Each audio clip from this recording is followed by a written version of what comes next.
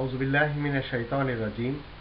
রজমকৃত শয়তানের কবল থেকে আল্লাহ তাআলার কাছে আশ্রয় চাচ্ছি। বিসমিল্লাহির রহমানির রহিম।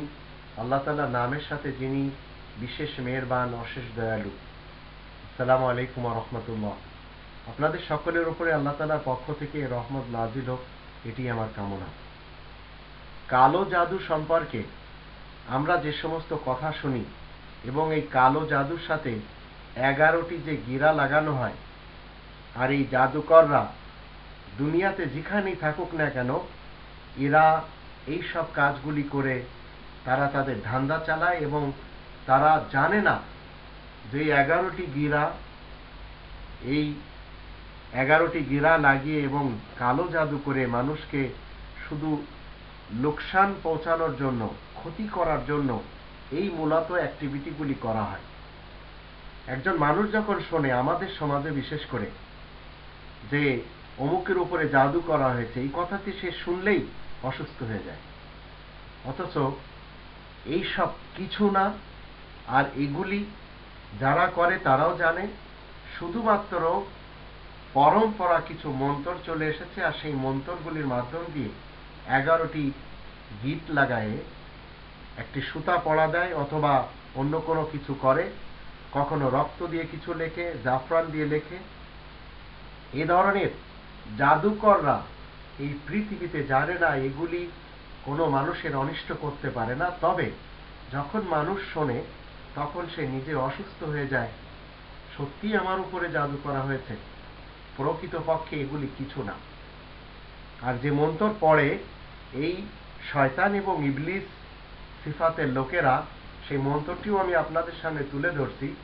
এই মন্ত্র পাঠ করে একটি সুতা নিয়ে 11টি গিট লাগায় এবং এইটি যখন কোথাও মাটির ভিতরে পুঁতা হয় বা মাথার চুল নেওয়া হয় বা ছোট বাচ্চাদের চুল নেওয়া হয়, আর এই কথাটি যখন ওই ব্যক্তিটি শুনতে পায় তখন সে সাইকোলজিক্যাল ভাবে সে একটু অসুস্থ হয়ে যায়।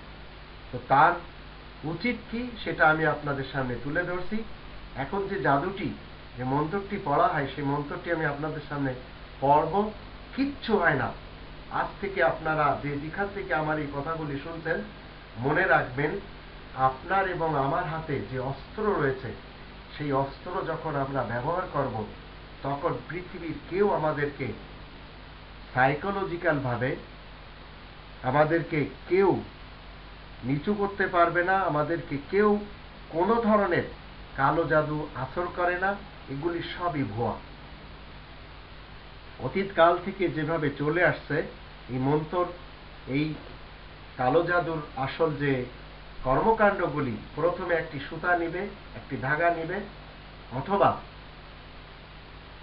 কিছু চুল নিবে, এইগুলি নিয়ে কি করে 11টি গিট বাঁধে আর বলে, করকনে করকনে দুশ্মনে পালি, লাগে হাল অমুককে রল মিল চুকে, ফুলাদা কালি কলকাতা, দোহাই এক কোপ যাবে না খালি, চুমন্তর চুমন্তর ছু।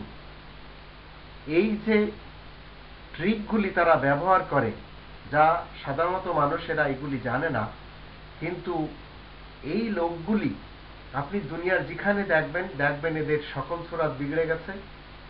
শয়তান এবং ইবলিসের মতো চেহারা এদের, লম্বা লম্বা চুল, লম্বা লম্বা দাড়ি মোছ, এবং গোসল নেই, খাওয়া নেই, দাওয়া নেই, এই মন্ত্র নিয়েই পড়ে আছে।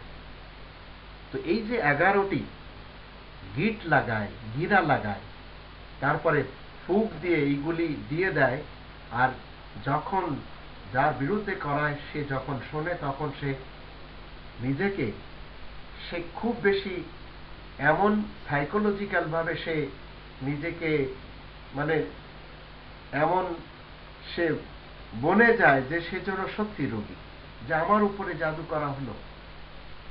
এমন শ্রেণীর লোকদেরকে আমি কোরআনের 2টি সূরা, 113 নম্বর সূরা ওর 1 থেকে 5 আয়াত, আর 114 নম্বর সূরা 1 থেকে 6 আয়াত, এই 11টি আয়াত যদি আপনি সবসময় পড়তে পারেন, তো যারা আপনার আশেপাশে আপনার মতবাদে ফুঁক দিচ্ছে, আপনার মতবাদ বিগড়ানোর জন্য চেষ্টা সাধনা করে যাচ্ছে, যারা কালো জাদু নিয়ে ব্যস্ত রয়েছে, কেউ আপনাকে কোনো ধরনের ক্ষতি করতে পারবে না। 11টি গিটকে খুলে দেবে এই 11টি আয়াত। কোনো ধরনের ক্ষতি আপনার হবে না, আজ থেকে মনে রাখেন। কোনো সন্তানকে আপনি তাবিজ পরাবেন না, কোনো সন্তানকে আপনি কোনো ধরনের মালা পরাবেন না, যা মৌলভী সাহেব বা কোনো হুজুরের পক্ষ থেকে গিট বেঁধে আপনি নিয়ে আসবেন। আপনি বরঞ্চ আপনার সন্তানকে এবং আপনি নিজেও সূরা ফালাক এবং সূরা নাস সবসময় পড়ার চেষ্টা করবেন।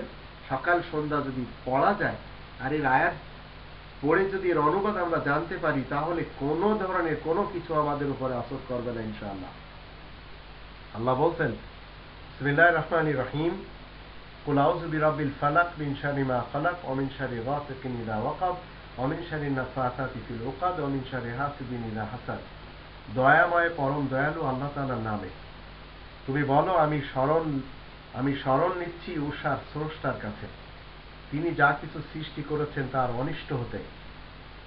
অনিষ্ট হতে রাত্রির অন্ধকারের যখন তা গভীর হয়ে যায়, আর এমন ব্যক্তির অনিষ্ট হতে যে নাকি আকীদাতে ফুঁক দেয়।